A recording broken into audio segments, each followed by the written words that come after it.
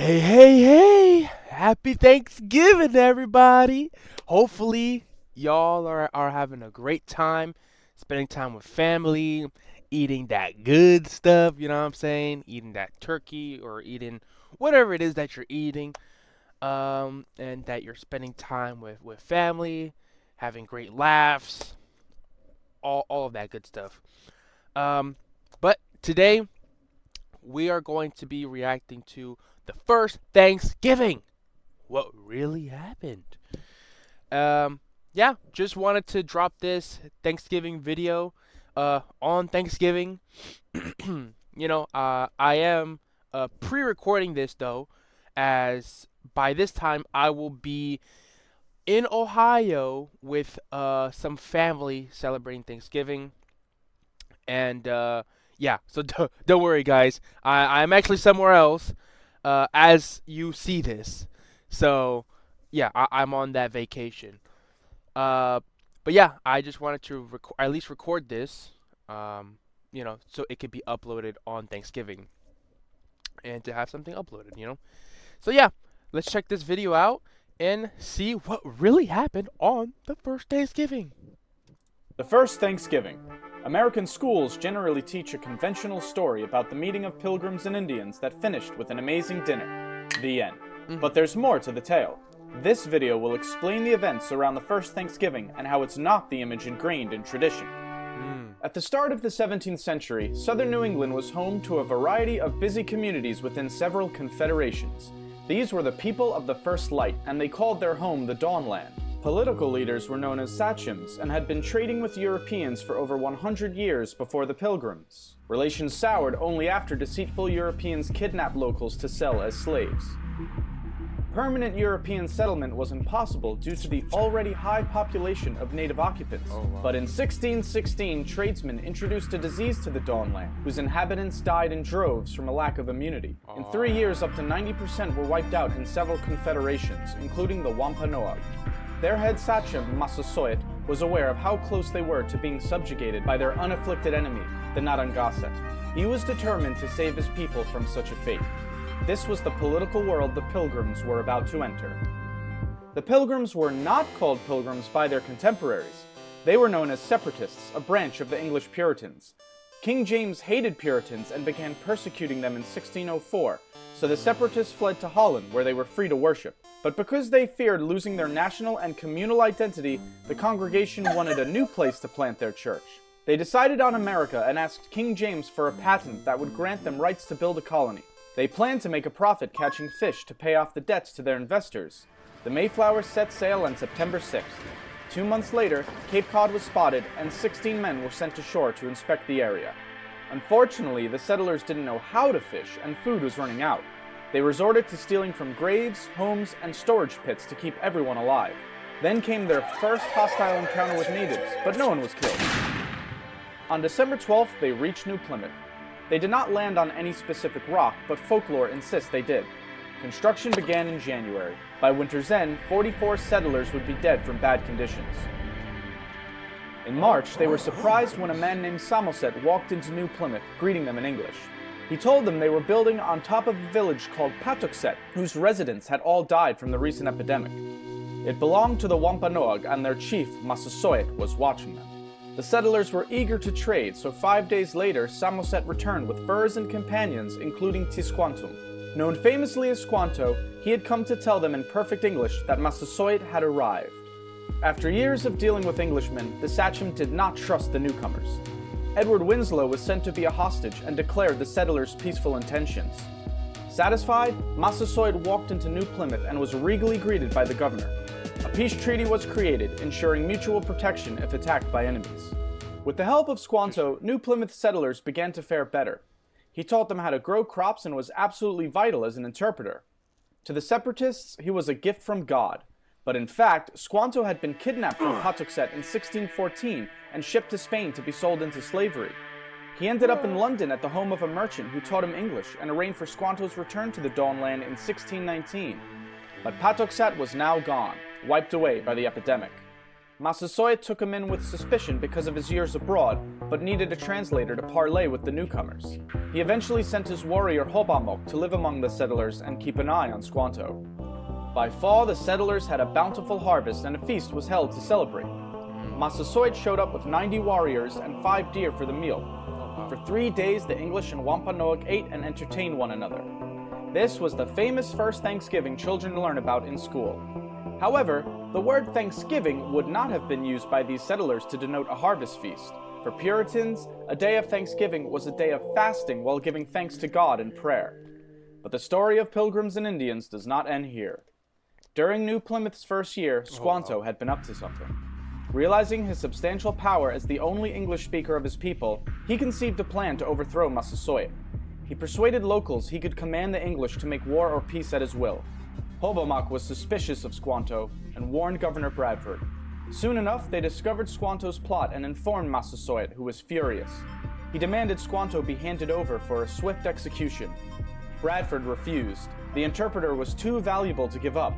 But according to the treaty, Squanto's life belonged in the hands of his sachem. Bradford finally conceded. He was about to hand over Squanto when an unidentified ship appeared. The alarm it caused delayed Bradford and worried Massasoit's envoys. Angered and impatient, they left. The ship carried 60 Englishmen planning to build a colony near Boston. They abused the Massachusetts locals, initiating a conspiracy to kill the colonists. Warned about the plot, New Plymouth's leaders launched a preemptive strike to save their impudent countrymen. It bought peace for a time. In that time, more Puritan settlers arrived, soon outnumbering the natives. And while the Pilgrims' Treaty with Massasoit lasted until the sachem's death, other Puritans were not concerned with such alliances. Their fanatic religious principles ensured no peace between the two cultures could last.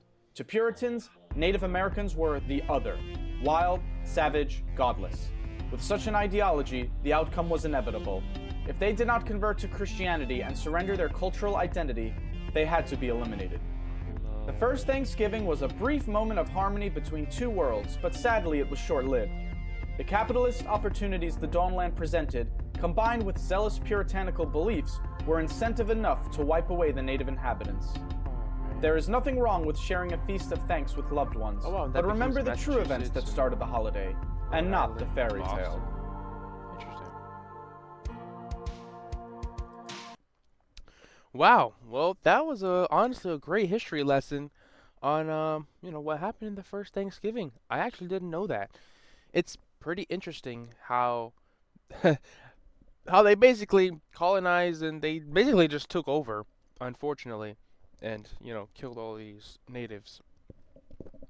Very sad, but you know, we kind of turned the holiday into like a giving thanks, giving thanks for what we have and for family and all that jazz.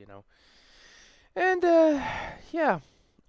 So before I end this video off, I just want to say uh it is Thanksgiving as this video is uploaded, so I would like to give thanks. Firstly, I want to give thanks to God, as God is the one who's giving us life every day, lets us breathe air every day, let us wake up in the morning, to a new day.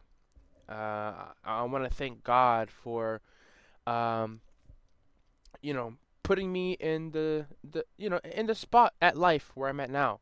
It may not be the most ideal spot, but it is a journey.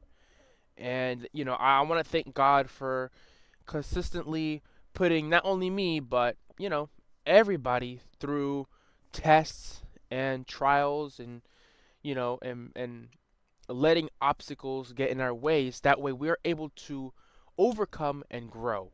You know, I want to thank God for protecting us, protecting me, protecting y'all. You know, with His angels and such. And I just want to thank Him for the life that we all have. Um, I want to give a big thank you to my parents, especially to my mom, who she has raised me. Uh, part of my life, she's raised me by herself, and I really gave her great gratitude. Um, and yeah, and even now she's working hard. My stepdad's working hard, so I wanna, I wanna thank them for even letting me, a 21-year-old, do something like this. Um, so yeah, I want to give thanks to really, uh, just my life in general, that I'm able to live the way I do. Granted, it's not comfortable. It's not uh, the best life, but it's the life uh, that's it's the life that was dealt to me, and I'm honestly like happy that it was this. Because honestly, my life could be worse. And, just pray for those who don't have family around at this time. Pray that, you know, they may find peace in themselves and happiness within themselves. Because it's sad to kind of, celebrate holidays without family. And it's pretty sad.